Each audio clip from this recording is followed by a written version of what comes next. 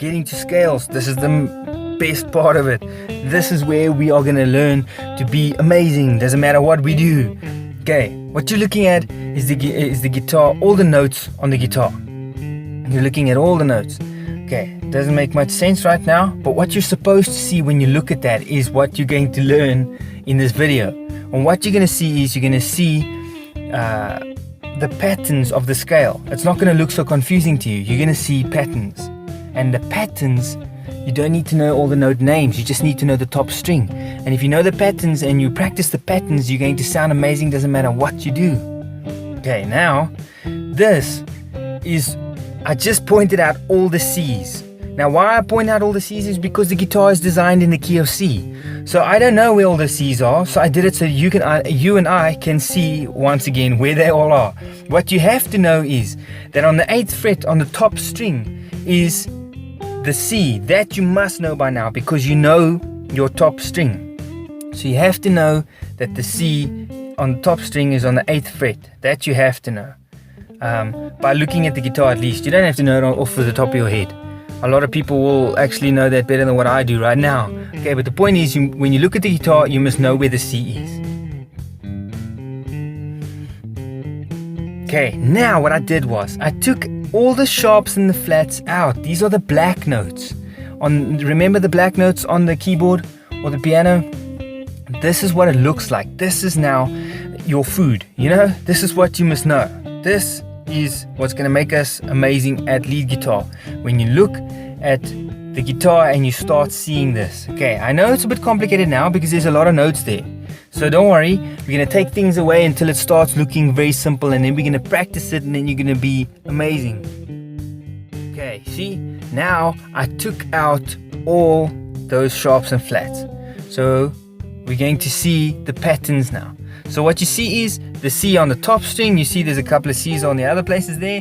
And okay, I have to show you this, but it's just a bit confusing for now, but we'll see. At the end of the video, you're going to understand. You see, what I've done is I've made some notes yellow. Why the heck I did that is because the red notes represent the root of the song. All you need to know is the top string. Now the yellow notes represent the difference between the diatonic scale and the pentatonic scale. So you just have to take note of it right now. If you go through the video again, you're going to understand even better, especially if you start practicing the patterns and you come back through the videos. You're going to feel like a professional. Okay, so now what I've done is I've cut the fretboard up. I've cut the neck of your guitar up. I'll buy you a new one. Don't worry about it. So the point of this is now where the patterns are broken up into 4 to 5 frets. Why? Because you use 4 fingers to play the notes. So why they're broken up in this way is so that you can practice the patterns. These are not scales, they are patterns in one scale. That is one thing I think is very important. A lot of people think you have to learn a million scales. You don't. It's one scale but 5 patterns. This is the diatonic scale. Okay, so now these patterns are diatonic. Don't worry about it now. We're first going to learn pentatonic. So we'll practice the diatonic later. I just have to show you where the music comes from so that you know why things are the way they are. This is the same thing. I just took the note names out because you don't need to know it. I had them in so that you can see why it is the way it is. Now I took it out because what you really need to know is the pattern. We're going to come back to this and we're going to learn this and we're going to know this very well. Okay, now I want to show you where the pentatonic scale comes from. The pentatonic scale is the diatonic scale without those yellow notes that I had in there. Okay, now we get the pattern of the pentatonic scale by looking at the sharps and the flats. Remember the black notes on the keyboard? It had 2 and 5, 3, 2 and 3, 2 and 3. Now the pentatonic scale only has 5 notes, where the diatonic scale has 7 notes. So we're going to start learning the pentatonic scale first because it's less to learn. We need to do this as quick as possible and learn as much as possible. So this is just where the patterns come from. I'm not making this up. You see, this is actually on the guitar. When you look at it, this is what you're supposed to see. But now I'm teaching you to see it. Okay, now what I've done is I've moved the pentatonic notes, the pattern, onto the key of C by using the red note right there. Now I'm going to show you, we're going to go into detail on this one. On the pentatonic scale, what we're going to do is we're going to learn the patterns and we're going to see how to put it together. The very important thing you must know is that the patterns fit into each other. And I'll show you how that works. Okay, so now you see this is pentatonic scale in the key of C, pattern 1. I've encircled pattern 1 over here. Now this is something that is very, very important. When you need to place a scale in a key, when you're playing a key, you'll play one of the patterns. You can play pattern 1 or pattern 2. I usually play pattern 1. Why you can only play pattern 1 or 2 is because that is where the C is on the top string. So if you're playing pattern 1, your pinky will be on the C on the top string. When you're playing pentatonic pattern 1, your small finger, your pinky finger will be on the C. Now that's very important to know.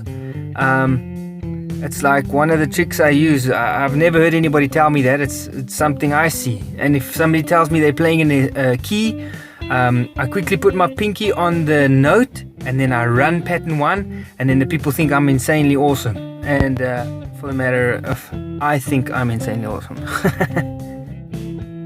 Okay, here I encircled pattern 1 and pattern 2. Okay, you're not going to, if you look at it, it doesn't make that much sense because you haven't seen pattern 1 over and over a gazillion times like I have, and separate from pattern 2. So just look at it and take note, and when you play pattern 1 and 2 to the point that you know it quite well, it'll look a lot better.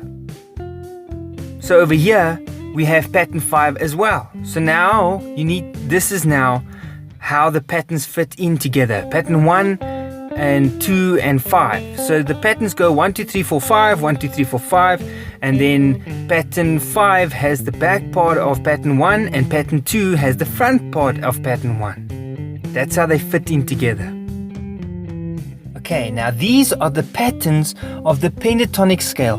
Basically, I just took those yellow notes out, and this is the diatonic scale minus the yellow notes, which gives you the pentatonic scale.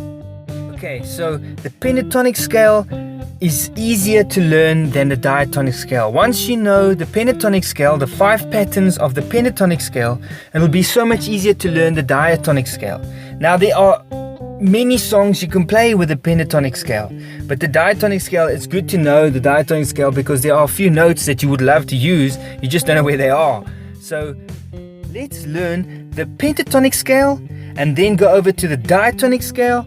And by then we are going to be insane. Then all we need to know, all we need to learn is just a few techniques, bends, pulls, hammers on, and we'll get to that.